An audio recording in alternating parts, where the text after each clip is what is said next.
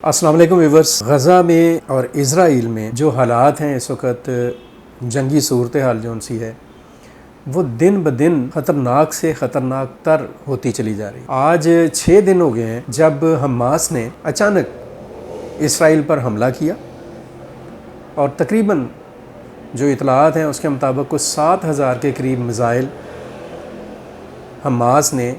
اسرائیل پر پھینکے۔ ان missile کے پھینکنے کے بعد ایک جنگی صورتحال پیدا ہوئی،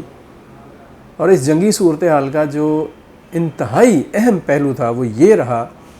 کہ اسرائیل کا جو دفاعی نظام تھا اور اینٹی میزائل سسٹم تھا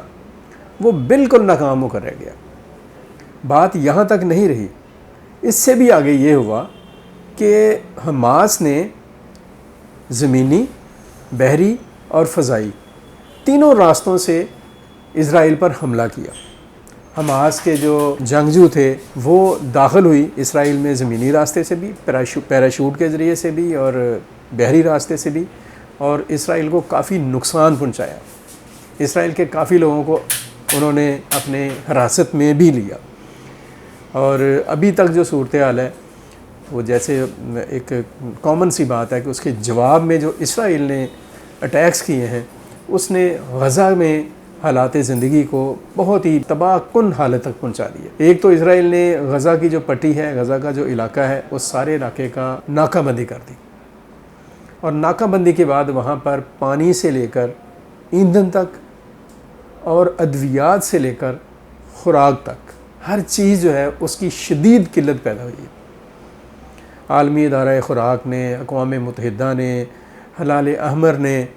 اور یعنی ریڈ کراس نے، اور جتنی بھی وہاں پر تنظیمیں ہیں جو کہ سیکیورٹی اور ریسکیو کاموں کے لیے کر رہے ہیں، وہ بار بار وارن کر رہے ہیں کہ غزہ کے حالات جو ان سے ہیں وہ بہت خراب ہیں، اور جو ہاسپٹل ہیں وہاں پر بجلی فراہم نہیں کی جا رہی ہے، اگر بجلی کی تعطل کا سلسلہ جاری رہا تو یہ ہاسپٹل مردہ خانوں میں بدل جائیں گے۔ یہ صورتحال ہے، اور اس صورتحال میں جو لیٹسٹ بلکہ انتہائی خطرناک جو اپڈیٹ ہے وہ یہ ہے کہ اسرائیل نے تھریٹ کیا ہے، ایک دھمکی دی ہے غزہ میں، جو غزہ کے نارتھ میں رہنے والے لوگ ہیں یعنی شمالی غزہ کے لوگوں کو، کہ وہ اگلے 24 گھنٹوں میں جنوبی غزہ کی طرف نقل مکانی کر جائیں۔ یہ کوئی 11 لاکھ کے قریب لوگ ہیں جن کے لیے 24 گھنٹوں میں اپنا علاقہ، اپنے گھر چھوڑنا جو ہے وہ ناممکن ہے، لیکن اسرائیل نے کہا کہ آپ چھوڑ کر یہاں سے نکل جائیں، کیونکہ 24 گھنٹوں کے بعد ہم نے شمالی غزہ کے اوپر حملہ کرنا ہے اور حماس کے ٹھکانوں کو تباہ کرنا ہے۔ یہ ہے صورتحال، اور ڈیفینیٹلی اسرائیل کی جو ایک نیچر ہے، جو اس کی ایک پرائرٹیز ہیں، جو اس کے اندر سفاکیت ہے، جو ایک تشدد ہے، وہ بالکل بھی پرواہ نہیں کرے گا حملہ آور ہونے میں۔ اور اب تک کوئی 6,000 بم اسرائیل نے 6 دنوں میں غزہ کے اوپر گرائے ہیں۔ بے شمار بچے، بوڑھے، خواتین، مرد ان بموں سے، ان حملوں سے شہید ہو چکے ہیں۔ یہ صورتحال جو ہے، یہ صورتحال کیوں پیدا ہوئی، اس پر سوچنے کی ضرورت ہے۔ عالمی برادری کو ضرورت ہے کہ وہ اس نقطے پر غور کرے کہ آخر حماس جو ہے اس نے اسرائیل پر حملہ کیوں کیا۔ اگر اس نقطے پر غور کر لیا جائے اور اس کو سمجھ لیا جائے تو یقینی طور پر اس حملے کی وجہ بھی سمجھ میں آ جائے گی، اور اس ٹریک کی طرف بھی دنیا جو ہے بڑھ جائے گی کہ اس مسئلے کا حل کیسے ہونا ہے۔ اگر آپ دیکھیں گے وہاں پر اسرائیل کا علاقہ اور غزہ کا علاقہ جو سا ہے تو ایک زمین آسمان کا فرق ہے۔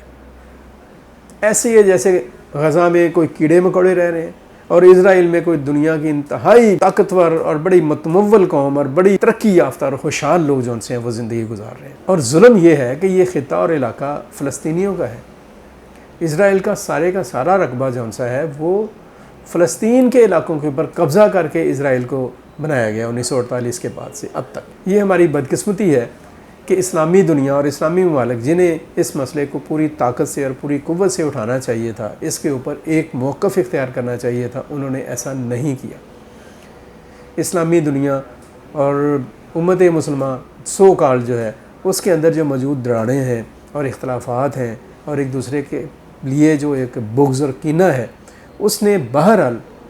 اسرائیل کو طاقت دی، تقویت دی، اور اس وقت اسرائیل بلا مبالغہ، کوئی مانے یا نہ مانے، بلا مبالغہ اسرائیل جو ہے وہ مشرق وسطیٰ کی ایک بہت بڑی طاقت بن چکا ہے. اس کے پاس دنیا کا جدید ترین اسلحہ ہے, میزائل سسٹم ہے, ایئر کرافٹس ہیں. امریکہ اس کے ساتھ کھڑا ہے, اس کے ساتھ کندھے سے کندھا ملا کے کھڑا ہے. ابھی ریسنٹلی امریکن وزیر خارجہ جو ان سے ہیں وہ وہاں گئے ہیں تل ابیب, اور اسرائیل کے وزیر اعظم سے ان کی ملاقات ہوئی ہے. وہاں بھی انہوں نے ان کو انشور کیا ہے کہ امریکہ آپ کے ساتھ ہے. اگرچہ اس کے بعد انہوں نے محمود عباس سے ہی ملاقات کی ہے, فلسطین کے صدر سے, لیکن وہ ملاقات کیا ہو رہی ہے, وہ تو دھمکی ہی دی ہوگی کہ تم نے ذرا زیادہ آواز نہیں نکالنی. لیکن یہ جو سارا ڈرامہ ہو رہا ہے پچھلے 75 سال سے, سوچنے کی بات یہ ہے, دنیا کو اس کے اوپر غور کرنے کی ضرورت ہے کہ یہ آخر اس کو کب ختم کرنا ہے, کب یہ ممکن ہو سکے گا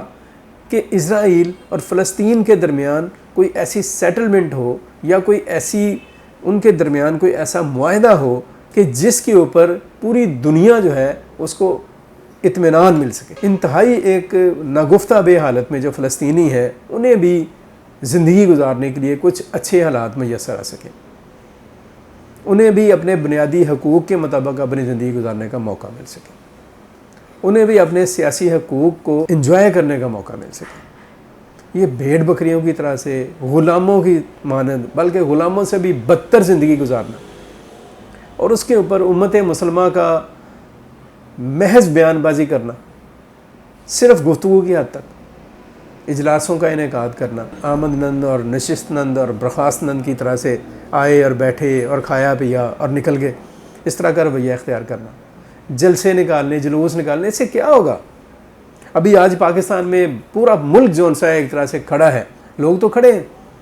پاکستان کا ہر شہری جو ہے فلسطینیوں کے ساتھ کھڑا ہے. آج مساجد میں ائمہ اکرام نے, علماء اکرام نے جو خطبات دیے, ان کا موضوع ہی فلسطین تھا. آج جمعہ کے نماز کے بعد, جمعہ کے خطبات کے بعد لوگ سڑکوں پر بھی آئے, جلوس بھی نکلے. سوال یہ ہے کہ یہ جو جلوس ہیں اور یہ جو خطبات ہیں اور یہ جو تقاریر ہیں اور بیانات ہیں, ان کے نتیجے میں کیا فلسطینیوں کو ان کے بنیادی حقوق مل سکیں گے؟ کیا فلسطین کی ایک آزاد اور خود مختار ریاست قائم ہو سکے گی؟ کیا فلسطین جو ہے وہ اسرائیل کے جو ظالمانہ, جابرانہ اور پرتشدد اور غیر انسانی رویے اور اقدامات ہیں, ان سے بچ سکیں گے فلسطینی؟ کیا اس قسم کے احتجاج کے بعد حماس جو حاصل کرنا چاہ رہی ہے وہ حاصل کر پائے گی؟ کیا جو وہاں پر باقی تنظیمیں ہیں, جو عسکری ونگ ہیں باقی وہاں کے, کیا وہ اس معاملے کے اوپر اپنے جو مقاصد ہیں ان کو حاصل کر سکیں گے؟ ایسا کبھی نہیں ہوگا. ابھی چند دن پہلے حماس کے سربراہ کا بڑا ایک آئی اوپنر ایک سٹیٹمنٹ آئی ہے. انہوں نے کہا کہ اگر اسلامی دنیا کے 57 ممالک, ان کے پاس جتنا اسلحہ ہے وہ اور کچھ نہ کرے, اس میں سے 10% ہمیں دے دیں, اور پھر ہم جانے اور اسرائیل جانے. لیکن ان کو بھی پتہ ہے, اسلامی دنیا کو بھی پتہ ہے, اور باقی پوری دنیا کو بھی پتہ ہے کہ ایسا تو ہوگا نہیں کبھی, ایسا ہونا بھی نہیں چاہیے. اس مسئلے کا کوئی پرامن, کوئی منطقی اور کوئی مدلل اور کوئی ایسا حل نکلنا چاہیے کہ جس کے نتیجے میں اس خطے کے اندر ایک پائیدار امن جو ہے اس کی بنیاد رکھی جا سکے, اور اس کی بنیاد کے اوپر اس خطے کو آگے کھڑا کیا جا سکے. اس کے لیے بنیادی اور پرائمری ذمہ داری تو بہرحال اسلامی دنیا کی ہے کہ یہ ایشو اور یہ مسئلہ ان کا ہے. لیکن اسلامی دنیا جن چکروں میں ہے, اور اسلامی دنیا کے 57 ممالک اپنی اپنی جگہ پر جن مسائل میں گھرے ہوئے ہیں اور جن مفادات اور ترجیحات کا شکار ہیں, اور جس طرح کی بلاکنگ ان کے اندر موجود ہے, اس کے نتیجے میں تو مجھے دور دور تک اس مسئلے کا حل دکھائی نہیں دیتا. چلیں اگر اس کے مطابق مسئلے کا حل وہ نہیں کر پاتے ہیں, تو جو عالمی برادری ہے اس میں جو بیٹھے ہوئے بڑے بڑے طاقتور لوگ ہیں, بڑے بڑے برین ہیں, امریکہ سے چین اور چین سے روس اور روس سے فرانس اور فرانس سے برطانیہ تک, یہ جو 5 ملک ہیں جن کو ویٹو پاور حاصل ہے سلامتی کونسل میں, اقوام متحدہ میں, ان کو ہی بیٹھ جانا چاہیے. کم از کم غزہ میں جو لوگ ہیں وہ چلیں کچھ بھی ہیں, کیا وہ انسان نہیں ہیں؟ اور انسان ہونے کے ناطے سے کیا ان کو اپنے بنیادی حقوق حاصل کرنے کا کوئی حق نہیں ہے؟ غزہ کی جو 365 مربع کلومیٹر کی ایک پٹی ہے, جس میں 1 مربع کلومیٹر کے اندر آپ 5700 سے زیادہ لوگ جو ان سے ہیں وہ رہ رہے ہیں, انتہائی گنجان آبادی, اور وہ گنجان آبادی جس قسم پسری سے رہ رہی ہے، میڈیسنز نہیں اویلیبل ہیں، بجلی اویلیبل نہیں ہے، علاج معالجہ اویلیبل نہیں ہے، کھانے پینے کے لیے چیزیں اویلیبل نہیں ہیں، پانی نہیں میسر ہو رہا، اور جب اس طرح کی صورتحال پیدا ہوتی ہے تو پھر تو ان کے حالات اور بھی خراب ہو جاتے ہیں۔ تو کچھ کرنے کی ضرورت ہے، دنیا کو اس مسئلے کے اوپر غور کرنے کی ضرورت ہے۔ حالات بہت خراب ہیں اور دنیا یہ بات سمجھ لے کہ یہ جو معاملہ ہے اگر اس کو روکا نہ گیا تو یہ یہاں تک پھر نہیں رہے گا، یہ یہاں سے پھیلے گا، اور یہاں سے نکل کر جو ترقی یافتہ معاشرے ہیں اور جو اپنے آپ کو طاقت اور معیشتیں کہتے ہیں، یہ ایلیمنٹس وہاں تک جائیں گے۔ دنیا کا جو نظم ہے اور دنیا کا جو نظام ہے وہ مسائل کا شکار ہوگا، اور اس سے پہلے کہ مسائل بڑھیں، دنیا کو اس مسئلے کی جو بنیادی حقیقت ہے اور اس کے جو حقیقی اسباب ہیں ان تک پہنچ کر ان کے حل کی طرف جانا ہوگا۔ اسرائیل جو ہے وہ کوئی ایسی کوئی اللہ میاں کی گائے نہیں ہے یا آسمان سے اتری قوم نہیں ہے کہ ان کے لیے تمام سہولتیں موجود ہیں، تمام پریولیجز موجود ہیں، تمام ان کو سیکیورٹی دی جاتی ہے، کھل کھلا کر ان کی حمایت کا اعلان کیا جاتا ہے، اور وہ جو فلسطینی ہیں جن کی اپنی زمین ہے، جن کی اپنی جگہ ہے، ان کو اگر وہ رد عمل کبھی دیتے ہیں یا مزاحمت کرتے ہیں تو ان کو دہشت گرد قرار دیا جاتا ہے اور ان پر ظلم کیا جاتا ہے۔ آپ سوچ سکتے ہیں کہ 6 دنوں کے اندر 6000 بم گرا دیے گئے ہیں، ہزاروں ٹن بارود جو ہے وہ غزہ کے اوپر گرایا گیا، اور جھوٹی پھر رپورٹیں پھیلائی جاتی ہیں کہ حماس کے لوگوں نے اسرائیل میں داخل ہو کر معصوم بچوں کو قتل کیا۔ ان چیزوں کی ایک تردید آ چکی ہے۔ ضرورت ہے کہ اگر اقوام متحدہ موجود ہے، سیدھی سی بات ہے، میں تو آپ کو بتا رہا ہوں کہ اسلامی دنیا تو کہیں موجود نہیں ہے، لفظوں میں شاید موجود ہے، نہ امت مسلمہ کہیں پہ موجود مجھے دکھائی دیتی ہے، نہ OIC مجھے کہیں دکھائی دیتی ہے۔ تو جو دکھائی دینے والے ادارے ہیں وہ اقوام متحدہ ہو یا دنیا کی اور تنظیمیں ہوں یا امریکہ جیسے ملک ہوں یا برطانیہ جیسے ملک ہوں، یورپی یونین ہو، فرانس، چین اور روس ہوں، ان کو خدا کے لیے کچھ اور نہیں تو بنیادی انسانی حقوق جن کے یہ چیمپئن اور نمبردار ہیں، ان کی بنیاد پر انہیں فلسطین کے مسئلے کا کوئی پرامن اور پائیدار حل تلاش کرنا ہوگا، اور وہ حل یہی ہے کہ فلسطین کی ایک آزاد اور خود مختار ریاست کا قیام عمل میں لایا جائے، اسرائیل کو درندگی سے، وحشت سے، سفاکیت سے، جارحیت سے باز رکھا جائے۔ اس طرح سے کیا جائے گا تو حماس جیسی تنظیمیں اور حزب اللہ جیسی تنظیمیں خود ہی اسلحہ پھینک دیں گی۔ وہ اپنے حقوق کے لیے جب کھڑے ہوتے ہیں تو الٹا وہ اور بھی زیادہ بری طرح سے پٹتے ہیں، کیونکہ ان کے سامنے لوگ بہت طاقتور ہیں۔ چلیں اور کچھ نہیں ہے تو جو آپ کا محبوب اور لاڈلا اسرائیل ہے، اس کے بہتری کے لیے ہی اور اس کے فیوچر کے لیے ہی آپ فلسطینیوں کو کچھ بنیادی حقوق دے دیں، ان کی کوئی آزادی اور خود مختاری کے لیے کام کریں تاکہ خطے میں حقیقی معنوں میں امن قائم ہو سکے۔ اگر ایسا نہ کیا گیا اور مزید تاخیر کی گئی تو آپ جس دنیا کو تعمیر کرنے کے لیے جا رہے ہیں وہ دنیا جو ہے وہ منہدم ہو جائے گی، حالات خراب ہو جائیں گے، معاملات قابو سے باہر ہو جائیں گے۔ جو میں نے ابھی کہا کہ پھر یہ کہانی یروشلم تک، تل ابیب تک، فلسطین تک اور اسرائیل تک نہیں رہے گی، یہ کہانی پھر آگے بڑھے گی